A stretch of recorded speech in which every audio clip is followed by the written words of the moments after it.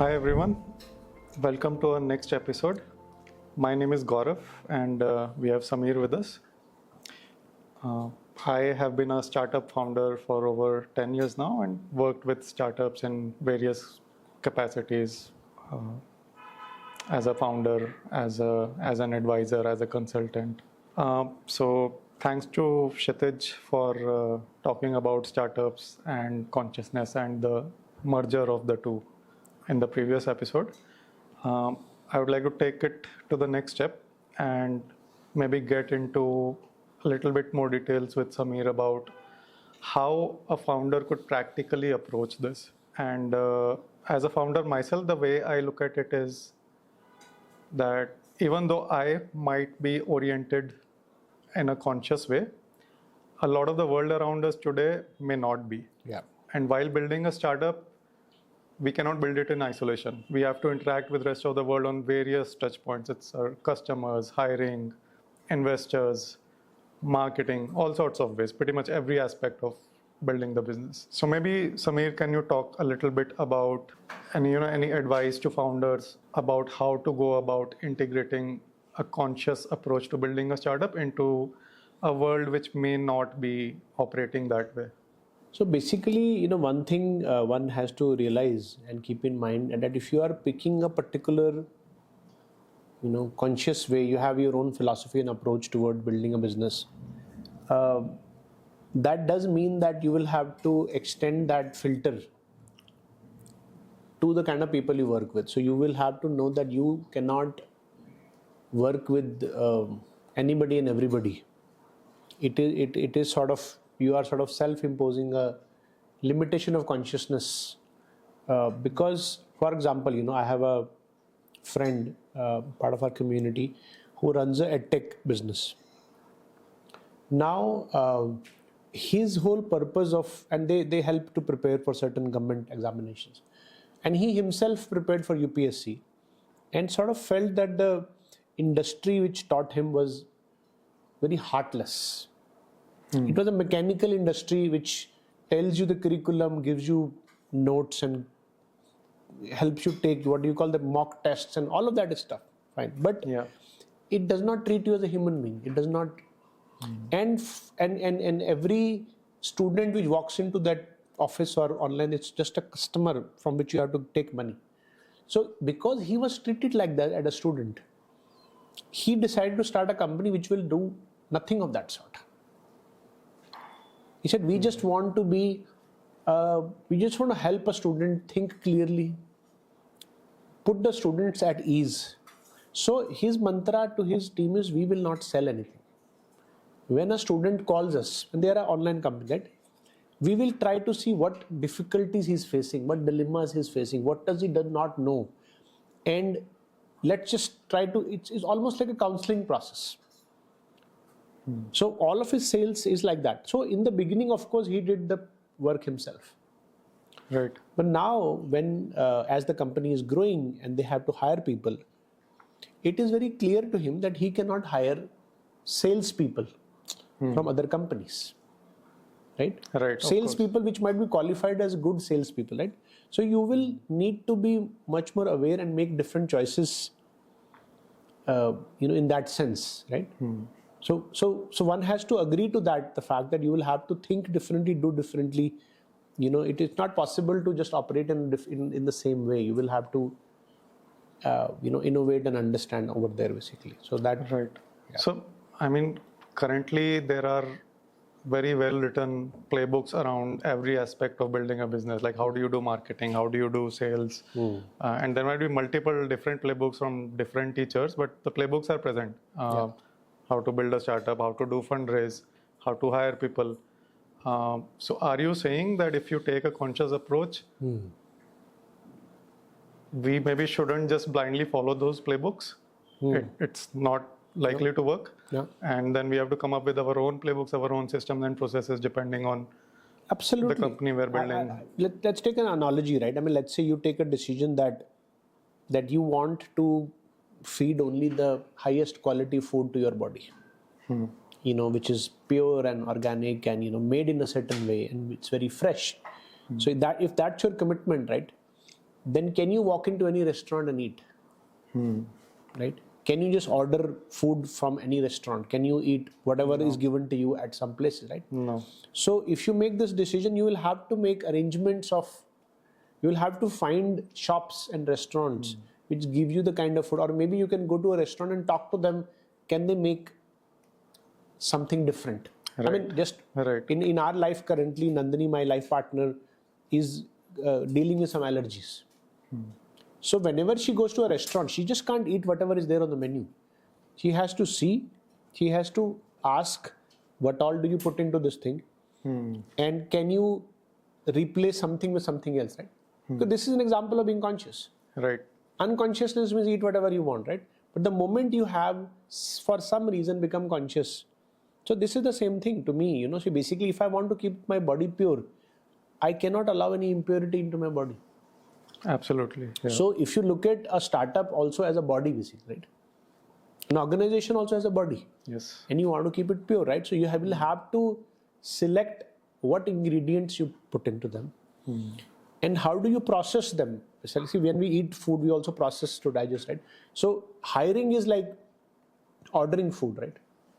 But making a person part of your team is like processing, ingesting that food so that it can become confirmed. So you have to see what you put into your body. So there is no other way, basically. When you become conscious, you have to get into that, basically. It's more work than regular. So if you want, but for somebody who is conscious, they can't help it. They have to go by that, basically. Right. So, and then like if you're so committed, then it doesn't feel like more work. You don't have a choice. You just have to do it that way. If I don't take care of my body, I'm gonna get harmed, basically, right? Right. So basically, what this means is that you sort of see, in short term, you eat something which is tasty. It might give you that satisfaction, right? So there is a short term impact. Long term mind, it might give you something wrong for your body, right? So basically, this is a more long term approach.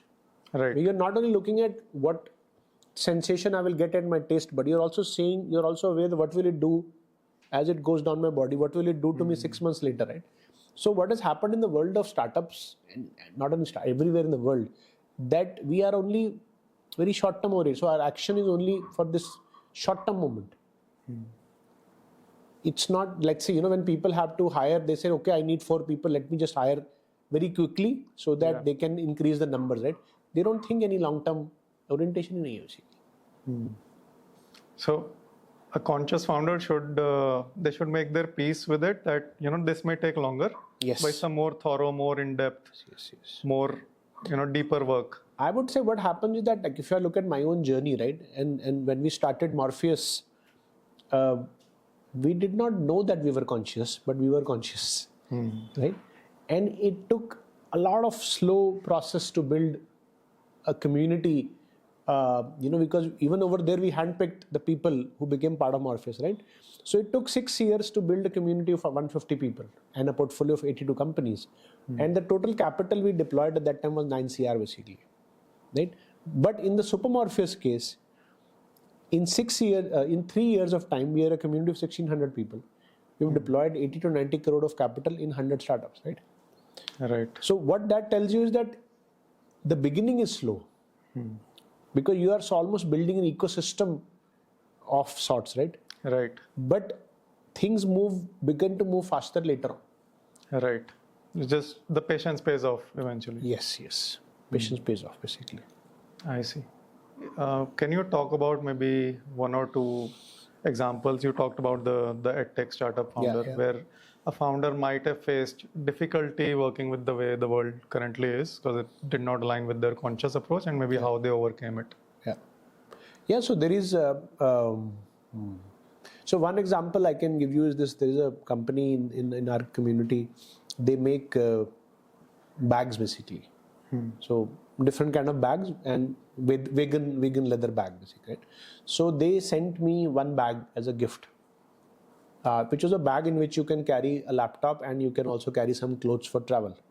Okay. So it was there with me for a few months. I didn't use it, but then I had to travel, and the moment I put my clothes into the zip, sort of started to give away.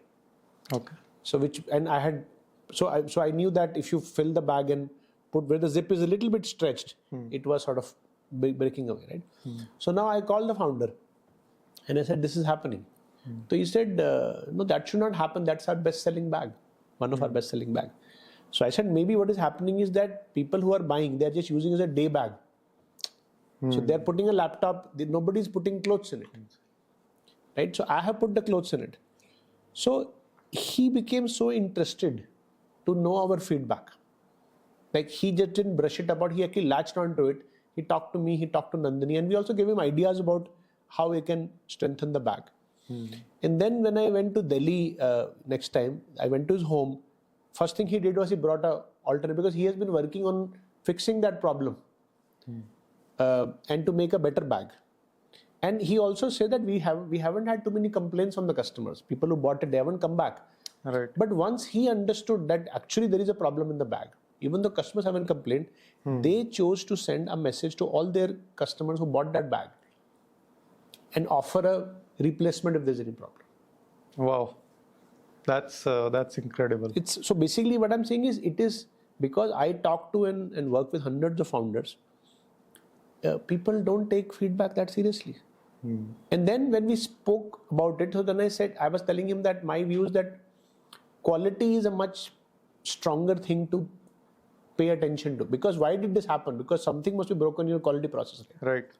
Because it's the job of the quality team to check the bag in all kind of configuration. Yes. Right? They should have stuffed it with something, right? Yeah. So immediately he made a big quality shift in the company. He built a department, he got people into it. So what I saw was that a tiny input which I gave, he took it with such seriousness. Yeah. Right? Because he felt that the company should do the right thing. And once I'm conscious of the flaw in my product, I cannot allow it to be there in the market. I have to tell our customers. Right. Right? So these things do matter basically. Customers will notice that, in the long run it comes into service. And their company is doing fine. I mean, they're doing decent sales. Right.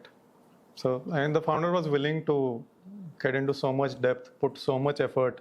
Yeah. So instantly he said, from the day you told me about this, I have gotten obsessed with quality. I realized that we were maybe making decent bags and doing decent marketing, but this part was not there basically. Let me just get into it. So I personally think that these things they pay off a lot, very stronger basically. Okay. Okay. So we touched upon how hiring has to be done differently, how quality has to be controlled, or quality assurance has to be done much more deeply. Can you speak briefly about fundraising? Because that's a very common thing for startup founders. Does that have to be done differently? In what ways? What should the founder be careful about while fundraising if they want to build a conscious business? See, basically, fundraising is a sort of a sub part of a larger function of that the founder is responsible to make sure there is enough funds available for the company to start and continue. Right? So it's part of the finance function, you can say. Correct. Absolutely. Right? So in recent times, I think I have come to realize that before fundraising is another thing to think about, which is what I call as financial continuity. Right?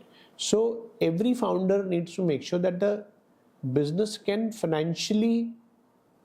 is financially supported to continue its operations in a meaningful way. Right? Because if you have, every business needs some level of monthly budget to be run meaningfully, right? Yes. Anything more than that, they can benefit from. Right.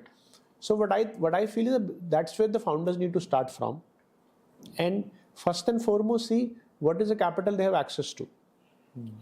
Step one is to see what a capital they can personally contribute toward the business, right?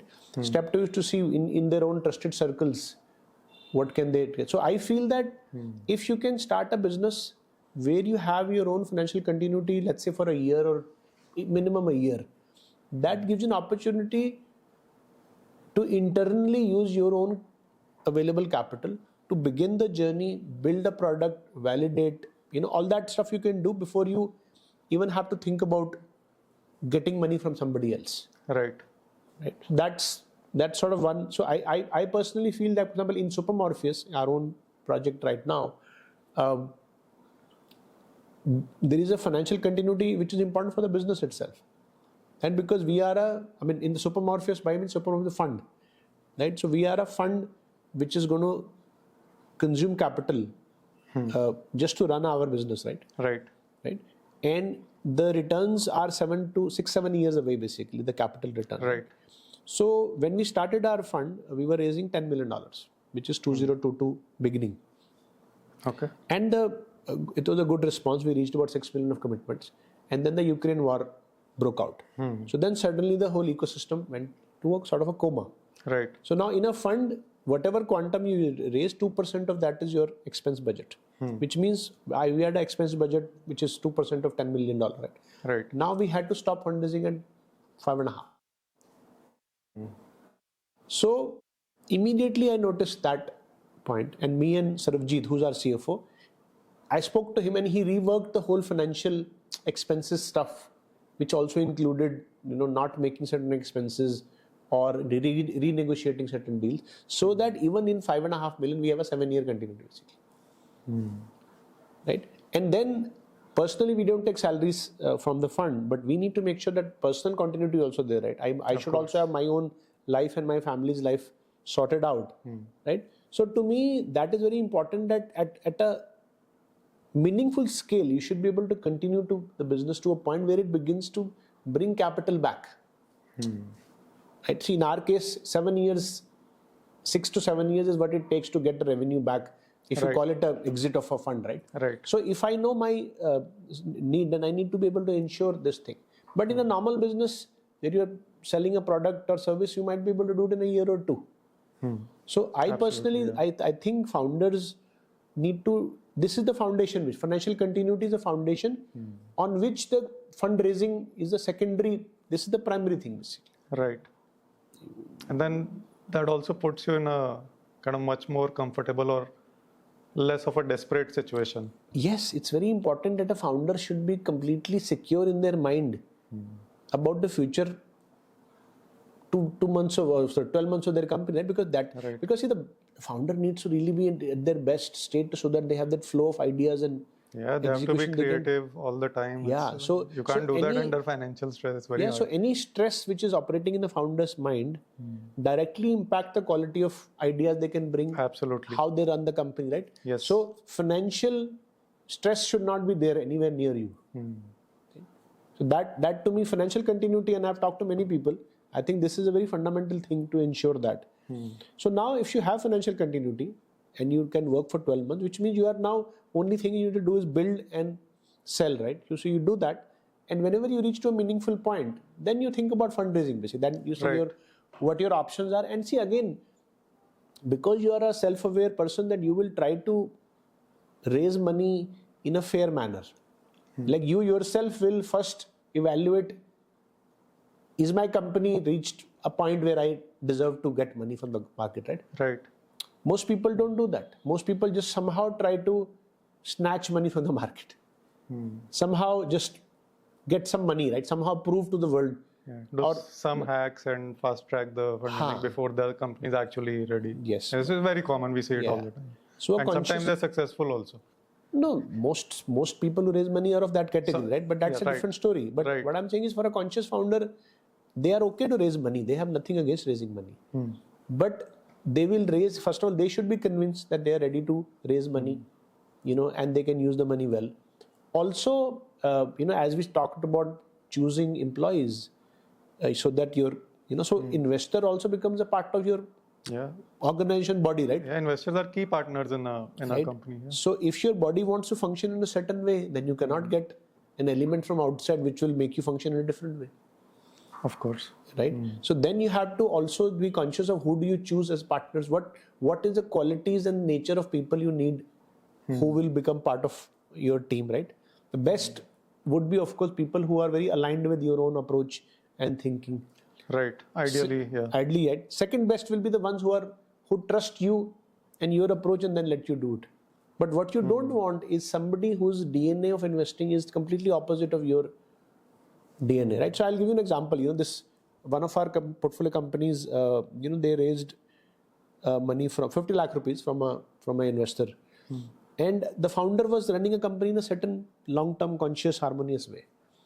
Now, in that segment, many other companies who are just running after money, snatching money, they start getting funded.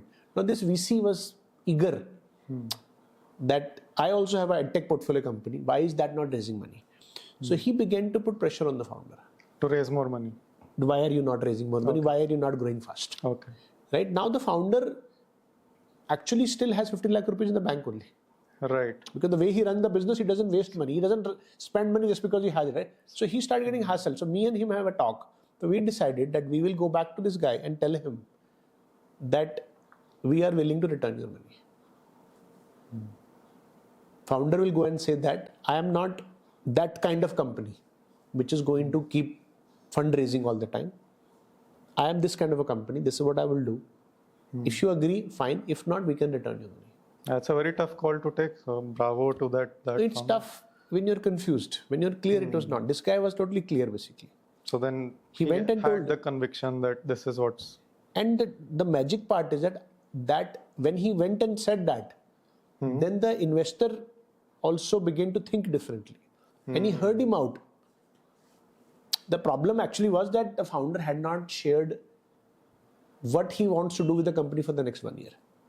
Right. So that was the fault on the founder's part. He had not given a plan to the VC. This is how we are trying to progress. Right. So now the VC is looking at only the one progress path. Right. So this guy went and said, this is what I plan to do with my company. I will not do this. You can stay or you can go. So actually the investor also became aligned with a new mindset. And since then, they've had no conflict. Oh, that's an amazing success So they story. actually, he became, because the investor is there. So he started to enable the founder in the way the founder wants to build a company. And the company is doing quite well right now. And so whenever we or that investor, whenever there's an exit, we all will make a fairly decent amount of return on that, right? So there is no compromise. See, another thing which I want to point out is that being conscious is not equal to compromising on financial, the wealth which you will make, right? See, to me, the principle is very simple. As a business, your job is to give value to the society. In return for your value, you will get wealth from the society. So that's all you need. That's the equation you need to meet, basically. Right? You do it well, you get rewarded. Right. Right? So consciousness does not stop you from doing this at all, basically. It actually, if at all, it actually empowers you more in a more stronger manner to deliver value to your. Absolutely, yeah. You'll be better able to deliver value to society. Yeah. So I met again a small scale edtech founder, not edtech, actually they have offline centers. Okay.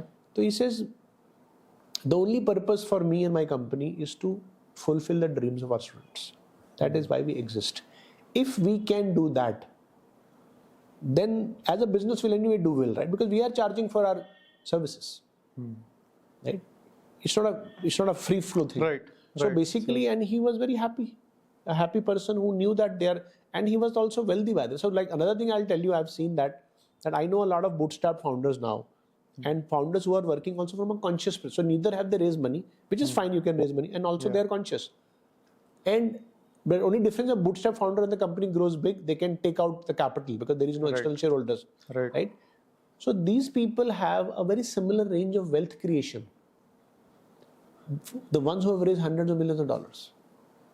This is another myth. That's very interesting. This is a very big myth, that to personally become, let's say, a upper class person, right, who has a decent set of house and car and bank balance, personal net worth, right, can only be done if you have a unicorn. I have seen n number of founders, and many of them are part of our community. Many of them are investors in our fund itself, right, who have not taken that path, who have done basic bricks and mortar, bootstrapped approach, conscious approach to business, which is they just add value to people, stick to your principles. And as a result, still they have enough and more wealth. Right. Just that they may not be popular, basically. Right. Nobody's talking about them, but they don't care about it, basically. Right. Okay. So one interesting thing you mentioned, so we need to be careful about the investors we get on board onto the company, and I am thinking, like, if we are going to do that, then we need to get to know the potential investors, at least to a certain extent. And that cannot happen if you're just doing cold reach outs to investors. You first have to maybe talk to them, build relationships with them. Is there, so that's, I mean, that's the obvious way which comes to my mind, that first you get to know your potential investors. Is there any other way? What you have to be is that you have to be very authentic about that you need to know, first of all, that your approach to business is different than. So when an investor meets founders, they meet one kind of founders. Right? You are a different kind of founder. Right. So that they wouldn't know until you tell them. Right. Right. So that has to become part of your communication. Right. Reach out to them and your deck and your conversation that we stand for something else as well. So that burden is on you, so that you make them aware of this thing. And typically what I've seen, because we are on the other side, we are sort of investors, but different kind of investors, right? Not the same. Right. So the moment any contact is established, we always communicate that on our website, on our everything, so that the other person is aware, right? And what we have seen is the moment we say that, if they are actually open to our kind of thinking, then that leads to 1 hour conversation basically. So that still establishes that there is a similarity of mindset. Right. And then that will lead to trust and other very important things. Right? So I would not assume that any particular investor, individual or a company is of a certain kind. Because nobody went to them with the other proposal basically. Right. And like you mentioned earlier, the founder was able to bring their investor around to the conscious way of thinking. Absolutely. Which is, this is like usually we hear about things happening the other way around, where investors turn founders into something they want. No, see, basically that is, I think, a kind of a unfair assessment. Okay. Because as you know that in Morpheus we saw so many companies, right? So I have seen companies where the founder was, let's say, on a very meaningful business building path. And it was going to lead to a company of a certain size. Right. Now the founder itself had much bigger ambition. Okay. That I want to build 10x of this. Right? And the investor, of course, is playing their role, right? So it was like the founder's own interest in that kind of thinking, which met a support in the investor. Right. And hence, they both agreed to sort of leave this business apart and build something else which can be very big basically. Potentially bigger. So it is never, it is wrong to say that the investors bring this thing. It is the human nature, human greed is what collaborates with other people to make that happen. So it can be the founder or the investor, and it infects each other. So as a founder, if you take a call that this is my path, nobody can force you to do anything basically. Right. Till the time you have majority and you own the company, even when you don't have majority, you can still leave the company. Steve Jobs left his company. Yes. And got back to it after so many years. So there is nobody is forcing you to do anything. Right. I think it's a very unfair thing. I personally, if one were to put a burden on somebody, I would always put it on the founder basically. Right, because ultimately they are the ones running the company. It's their responsibility, their decision making. Nobody can force them to do anything basically until they agree. And if somebody is forcing you, you can always walk out basically. Yeah, correct. So the founder needs to have the conviction, the bravery, the courage to. And conviction and courage, they come from clarity basically. That is where awareness and consciousness plays a big role. You have to have clarity of what will this actually do, what will this action lead to. You have to sort of play out a little bit and see long term what it does basically, and look and dig deeper and see. Is there any other way to identify investors or vendors or partners who would be, aligned with the conscious way of building a company or anything in the world really, apart from, getting to know them? Is there? See, think about a time when let's say you are the only person starting business. You don't have a network of relationships. Right. So you will build relationships, right? Right. So all your relationships will need to have this element, right? So now you don't know anybody, let's say. So the thing which I said before, you have to be aware that you are looking at a different perspective, and you need to be clear about those qualities with whoever you build relationships. So whoever you talk to, that thing will be present in that conversation. Right. Right. So the first 10 people who become your business friends, let's say, right, they will have that quality, right? Now, when you look for people, that request will go through this 10 people. And because you have been careful in setting up the first circle of your first degree of your business friends, right? Then the next degree will also come like, because they've all realized that this person works in a certain way. So let us bring him a certain kind of introduction. Right. But that conviction is very important. Clarity that everybody who you relate to, there has to be that quality match has to be there basically. But once that happens, because we all access the world through our own network, right? Yes. And so which kind of people you choose to associate with? Because you might know a vendor who might introduce you to investors. Right. So what you are trying to filter on is sort of human qualities basically. Right. Irrespective of who you are sort of talking to basically. And then your network will take care of it on its own. You have to be still conscious, because sometimes people will send you information which is... But see, every new person you meet potentially will become your first degree contact. Yeah. See, first is to build first degree. Then through first degree, talk to second degree. But second degree becomes first degree. Becomes first degree over time. So that curation of consciousness and quality cannot be dropped. It becomes integral part of your approach. That's... Okay, so I would imagine that's one of the absolute key qualities in a conscious founder. Absolutely. So think about team, right? If you build a team of 10 people who are of a certain type, then most likely a lot of your hiring will happen through references of those 10 people. Yes. So if you have ensured that, then the second degree, you still have to curate, but it becomes easier because the matching becomes faster basically. You won't get false results, let's say. Yeah. Less and less of them.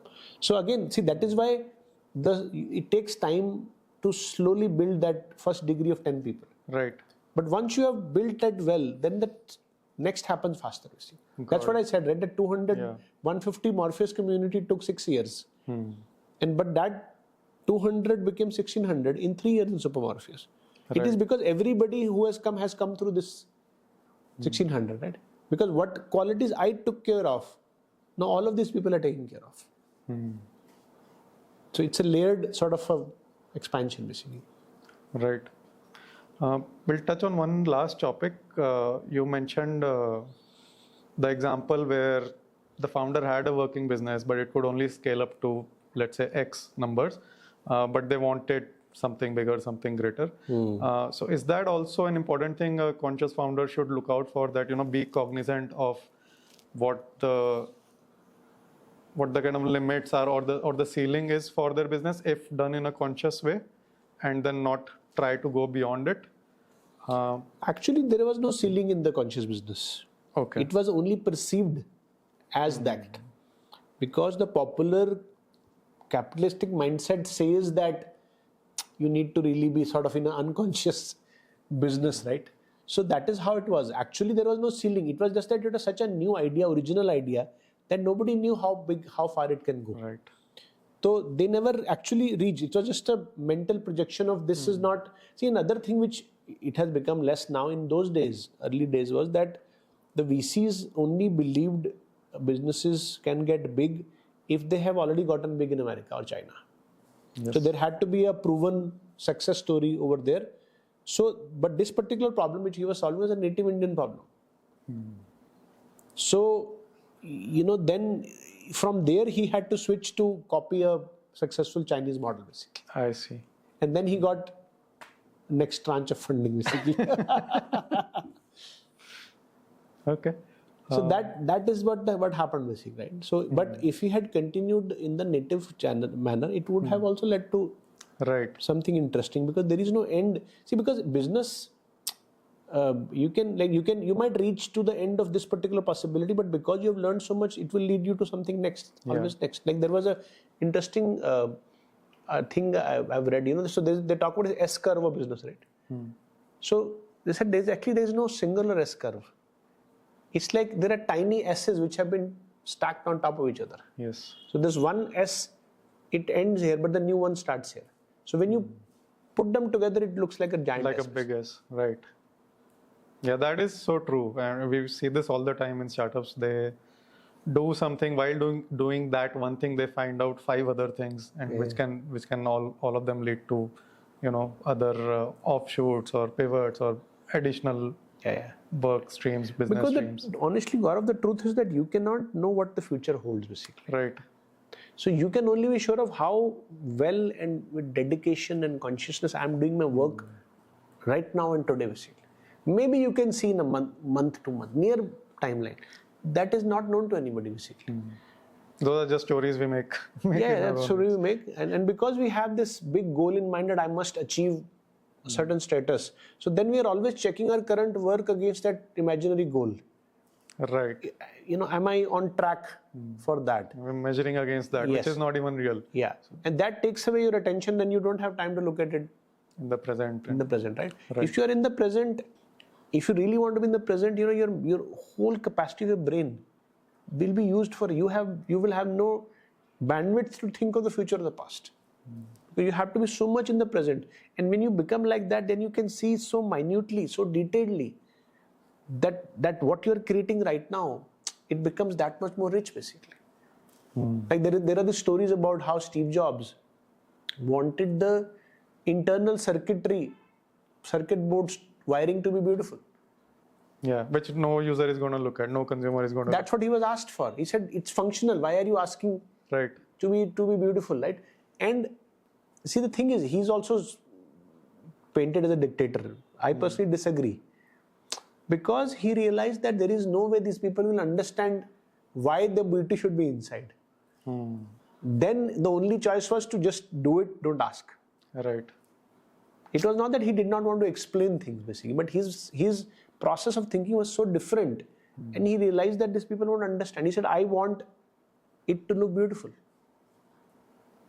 So he was conscious of it, and I personally feel even invisible beauty, while it can't be visually seen, but it can be felt. So a product made by Apple carries a consciousness, and when you buy that product, you receive that consciousness.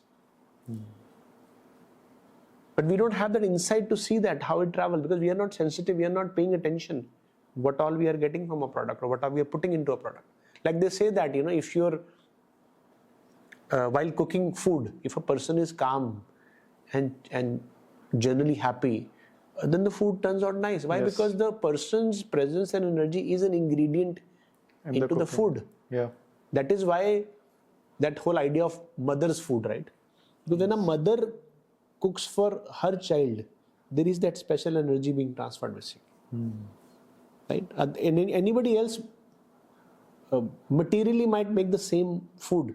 You might not be, like if you did some testing, might not well differentiate. Right. But if it's coming from a motherly source, it has a different. Yeah. So that everything matters. Like there is a, in Ayurveda, there is a practice, there used to be practice where if a child needs to be given the medicine, so the Vaidya used to ask the mother to do some of the grinding. No, I didn't know that. That's very interesting. Because that will add something new to the medicine which will go to the child. So even the person who is grinding matters basically. And their state of being matters. Right. So those are like invisible, non-material ingredients which go into the creation of anything. Yeah, so the same applies to every product, every line of code you write, every, whatever you do basically.